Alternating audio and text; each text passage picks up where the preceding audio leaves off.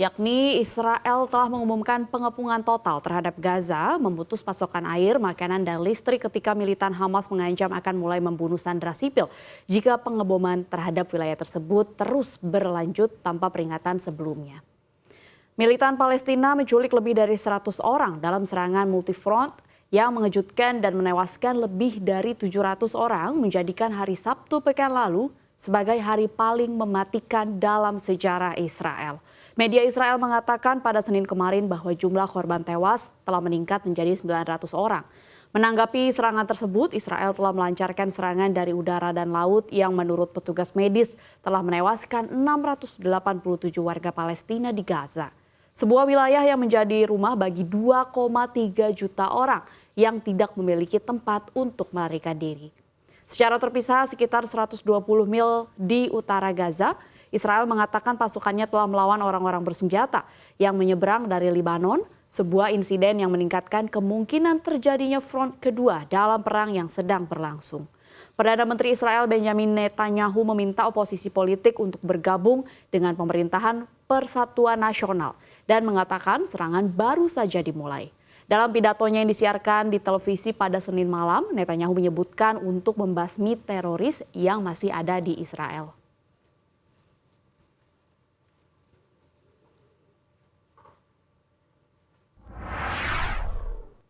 Kita lihat ke berita terpopuler yang kedua, di mana masih berasal dari konflik yang ada di Gaza, di mana memanasnya kondisi geopolitik Timur Tengah pasca serangan kelompok pejuang Palestina Hamas ke wilayah Israel membuat Amerika Serikat ikut turun tangan, di mana Washington meminta China untuk ikut andil dalam mewujudkan stabilitas di kawasan tersebut. Dalam sebuah pertemuan antara pemimpin mayoritas Senat Amerika Serikat Chuck Schumer dengan Presiden China Xi Jinping, Senin kemarin, negeri Paman Sam meminta agar Beijing mampu menggunakan pengaruhnya dengan Iran untuk mencegah meluasnya konflik Israel-Hamas. Sementara itu, juru bicara Kementerian Luar Negeri China Mao Ning mengatakan bahwa pihaknya merasa sedih dan prihatin serta mengutuk dengan keras tindakan yang telah merugikan warga sipil.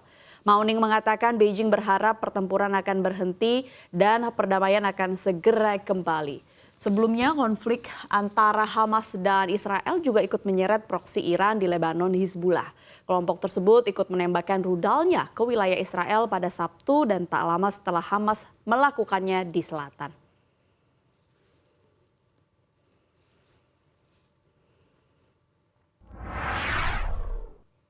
Berita terpopuler selanjutnya, kalau dilihat sejak awal konflik Hamas dan Israel pecah pada akhir pekan lalu, banyak konten terkait dengan peristiwa berdarah tersebut berseliweran di media sosial. Salah satunya di X yang dulunya adalah aplikasi media sosial Twitter, dan di X banyak rekaman video yang memperlihatkan penculikan dan operasi militer yang dilancarkan kedua kubu. Namun tak semua konten menunjukkan fakta lapangan yang sebenarnya. Alhasil konten-konten palsu alias hoax tersebut membuat konflik ini semakin ruwet karena memicu reaksi kebencian dari halayak. Salah satunya menurut CNBC International ada video yang menunjukkan angkatan udara Israel menyerang Hamas di Gaza.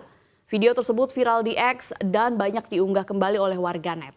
Meski tim X telah melabelinya sebagai konten menyesatkan atau misleading, tetapi video-video serupa yang diunggah ulang masih bisa ditemukan di platform milik Elon Musk tersebut menurut pantauan CNBC International.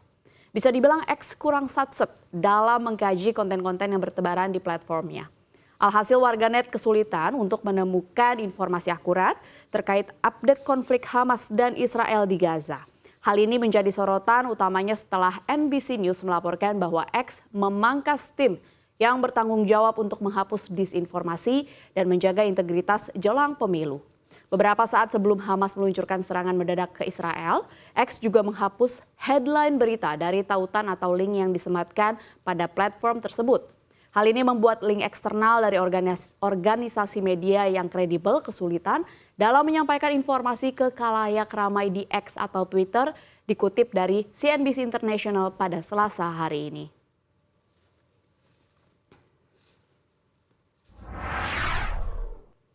Ya, berita yang terakhir, di mana putra mahkota Arab Saudi, Pangeran Muhammad bin Salman atau MBS, turun gunung menangani perang antara Hamas, faksi Palestina di jalur Gaza dengan Israel. Penguasa de facto Arab Saudi tersebut dilaporkan menelepon Presiden Palestina Mahmud Abbas untuk mendesak penyelesaian masalah. Menurut MBS, Arab Saudi ingin mencegah perluasan konflik. MBS pun menegaskan komitmennya dari negeri tersebut terhadap Palestina.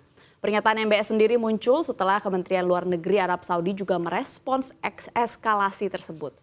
Kerajaan mengaku situasi saat ini belum pernah terjadi sebelumnya di mana tingkat kekerasan sangat tinggi.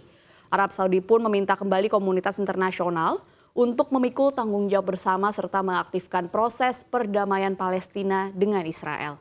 Langkah ini diambil agar memicu solusi dua negara untuk mencapai keamanan dan perdamaian kawasan. Perlu diketahui meningkatnya kekerasan terjadi di tengah spekulasi bahwa Arab Saudi yang sebelumnya tidak pernah mengakui Israel akan menormalisasi hubungan dengan Israel. Ini seiring dengan kesepakatan dengan Amerika Serikat yang akan memberikan jaminan keamanan serta bantuan untuk mengembangkan program nuklir sipil. Namun MBS sendiri kepada Fox News bulan lalu mengatakan bahwa masalah Palestina sangat penting bagi Arab Saudi, apalagi Palestina merupakan rumah bagi situs paling suci umat Islam di Mekah dan Madinah.